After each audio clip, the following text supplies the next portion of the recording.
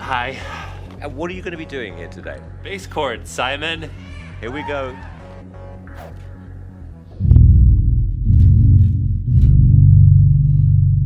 That was terrible. Oh, dreadful. Bass chords can be awesome, but as Noob Josh just learned, they can also be a huge muddy mess. But with the two easy chord shapes I'm about to show you, you can easily avoid the mud, play along with tons of music, and express yourself by coming up with chord sequences for bass lines, songwriting, and maybe filling in if you fire your guitar player.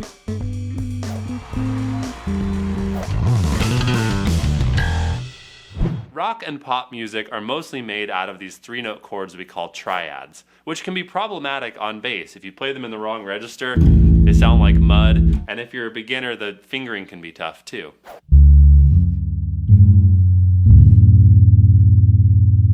Horrendous. That's not to say triads can't sound awesome on bass, but there's an easier way to get started. If you take a triad, you can convert it into a much more usable bass chord. Here's the theory. If you're starting from zero with scale knowledge, you should check out my recent bass scales video. But a scale is just a specific bunch of notes, like this. That's called a major scale, or like this. That's called a minor scale. And a chord is just a combination of those notes played at the same time, like this, or this, or this, or this. Triad chords, the most common chords you hear, are made out of three notes from the scale, specifically the root, third, and fifth, or the first, third, and fifth notes you play in the scale. It's simple sounding harmony, but it can be tricky to make it sound good on bass. If I just play this triad chord as is, it sounds like a muddy mess. So there's two tricks I can use to turn this into a usable chord. First, I'll remove the fifth. The fifth adds some thickness, but it doesn't really add a lot of color to the chord, so we don't need it for a lot of our bass chord voicings. So that leaves us with root and third, which still sounds muddy because those notes are so close together. So I'm going to pop the third up an octave, up 2 strings and up 2 frets from where it was, and that gives me this chord called a 10th. And the reason it's called a 10th is because if I count through the scale, 1, 2, 3, 4, 5, 6, 7, 8, and keep going into the next octave, 9, 10, that's the note I'm going up to. So it's just the third up an octave is called the 10th. And 10ths give me instantly pretty chords with no mud to worry about anywhere on the bass. I'll show you how to play these in a second. Here's what they sound like in context.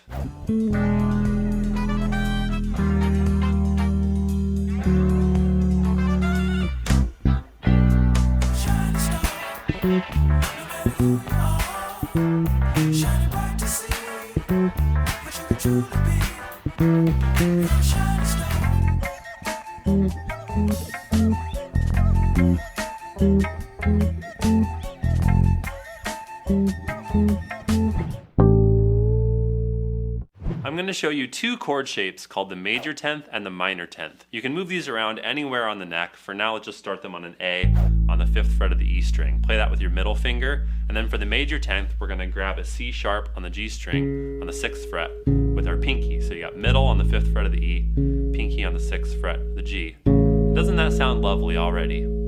And for the minor 10th, just bring your pinky note down a half step to the 5th fret, so both fingers are on the 5th fret, and that gives you the minor 10th, which is a nice sad sounding chord.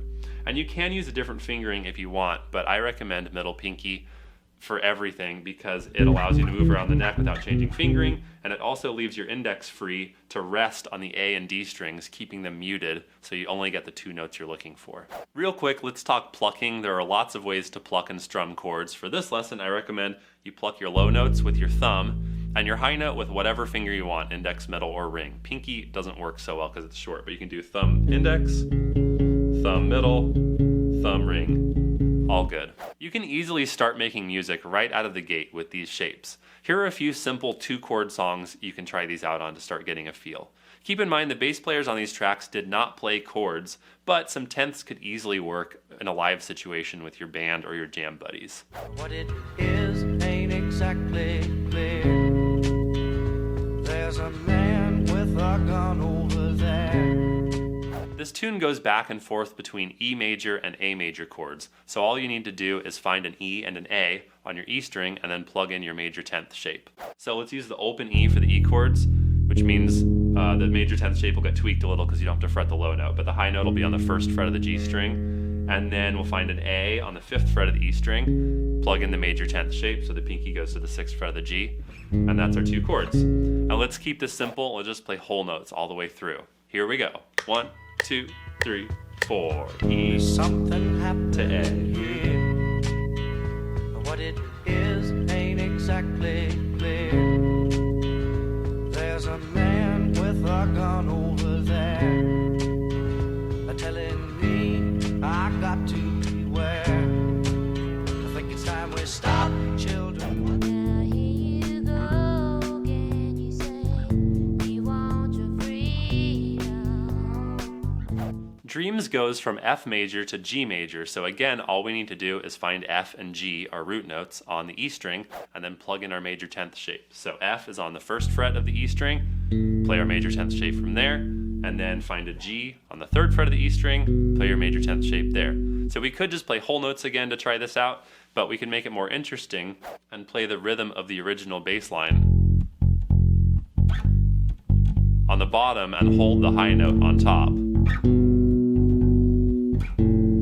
If this is too hard for you, you can just play it as whole notes again if you want. Okay, let's try this together. 1, 2, 3, 4. Now here you go again. You say you want your freedom. Well, who am I to keep you down?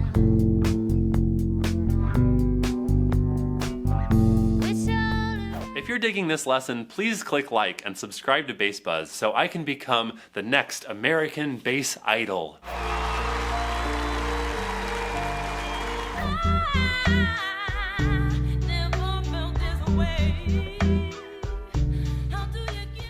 Okay, we get to use some minor 10ths on Fallen. This song goes from E minor to B minor. So what do? Find our root notes on the E string. First, let's find an E on the 12th fret of the E string, just for fun, and play your minor 10th shape, so pinky on the same fret, 12th fret of the G string. And then our B minor, let's find a B, 7th fret of the E string, play the minor 10th shape there.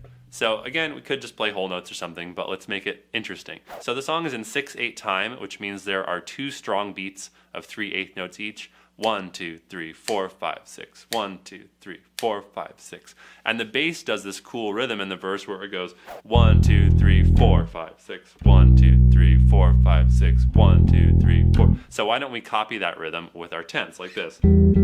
4, 5, 6. 1, 2, 3, 4, 5, 6. Okay, let's try that together. Here we go. 1, 2, 3, 4, 5, 6.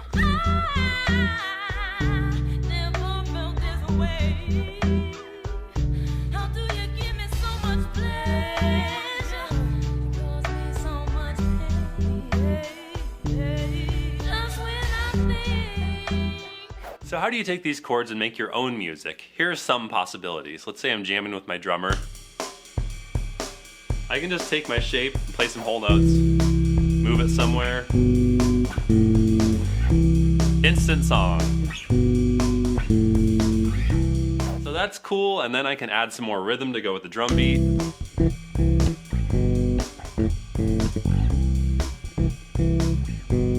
I can add some scale fills.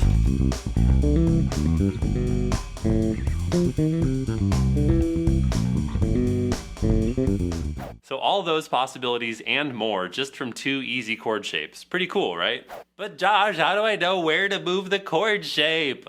Relax, bro. There's a formula. If you combine a few tenths together like I just did, you create what's called a chord progression. But how do you know like where to go and what's going to sound good? If you just do it without any theory at all, then it's going to be kind of hit or miss. But there's a chord progression formula that most pop and rock music uses. This formula gives you chords to choose from that naturally work and sound good together. They're not the only right chords, definitely not, but they're a great starting point for creating solid progressions and to make a few $1 billion writing pop hits if you play your cards right. You have such an amazing talent. Since there are 7 notes in the major scale, that means there are 7 chords hiding in the major scale too. C major, D minor, E minor, F major, G major, A minor, and B diminished. Oh no, a diminished chord. Don't worry about the diminished thing for now. You can just use your minor 10th shape on it when we get there. So one more time, in numbers, our 1 chord is major, our 2 and 3 chords are minor, Our 4 and 5 chords are major, 6 chord is minor, and the 7 chord is diminished. And that's true in any major key. Any chord progression that only uses chords from this sequence is called a diatonic chord progression. And diatonic just means they all come from the same scale. And I cover that in more detail in my Beginner to Badass course at bassbuzz.com. But you can pick any chords from the sequence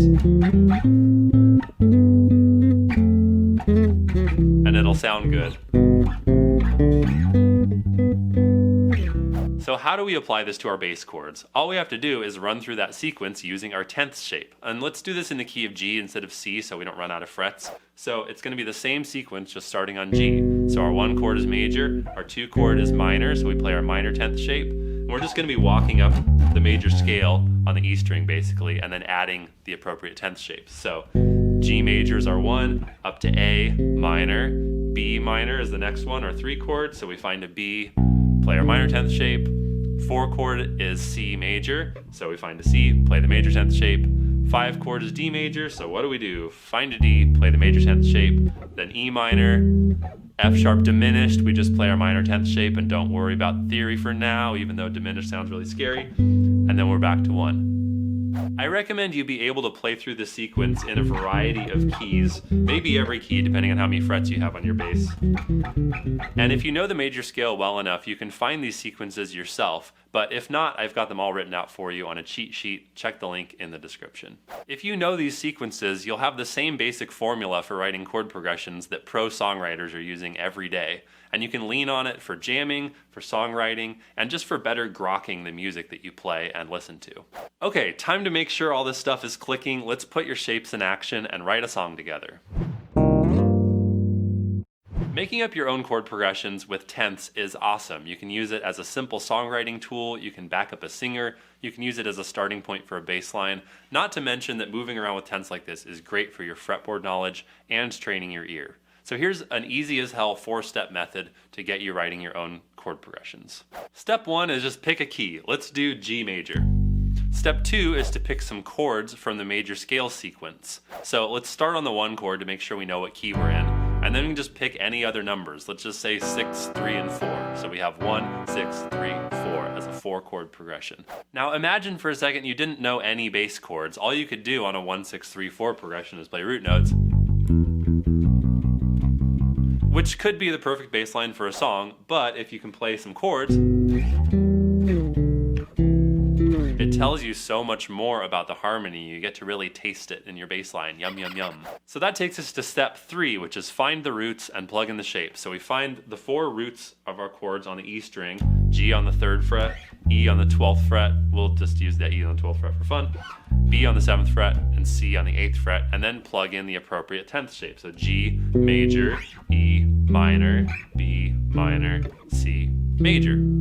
And for step 4, we pick a rhythm and a plucking pattern. So let's listen to the drums we're gonna jam with. So I could just play whole notes to the 6, to 3, or I could just play some quarter notes. I could alternate plugs. Or I could copy that kick drum rhythm. 2, 3, and 2, 3, and. Now you could use this as the basis of a jam or a song. You could write a melody that goes over it, or you could throw it in your looper and then solo over it using the G major scale.